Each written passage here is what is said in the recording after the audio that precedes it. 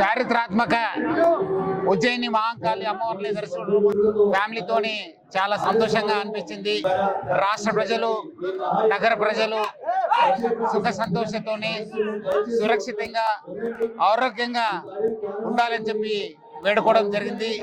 Already మనము గోల్కొండ బోనాల్ని, బల్కంపేట్ బోనాల్ని చాలా successful గా కంప్లీట్ చేసుకున్నాం.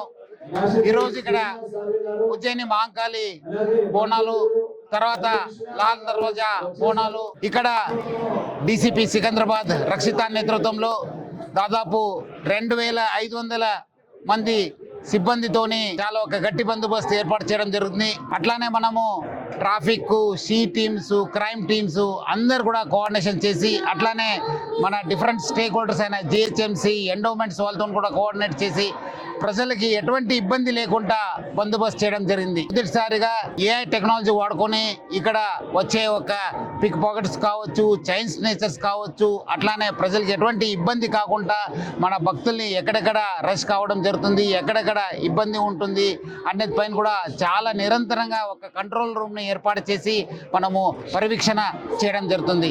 అట్లానే రాష్ట్ర ప్రజలు మనకు అంతకుముందు జరిగిన గోల్కొండ, బల్కంపేట్లో అట్లానే నగర ప్రజలు కూడా బాగా సహకరించారు. వచ్చే ఈ రోజు ఈ ఒక బోనాలకి మన లాల్ దర్వాజా బోనాలు కూడా సహకరిస్తారని చెప్పి ఆశిస్తున్నాను. అందరు కూడా రాష్ట్ర ప్రజలకి, నగర ప్రజలకి ఇంకోటిసారి బోనాలు శుభాకాంక్షలు.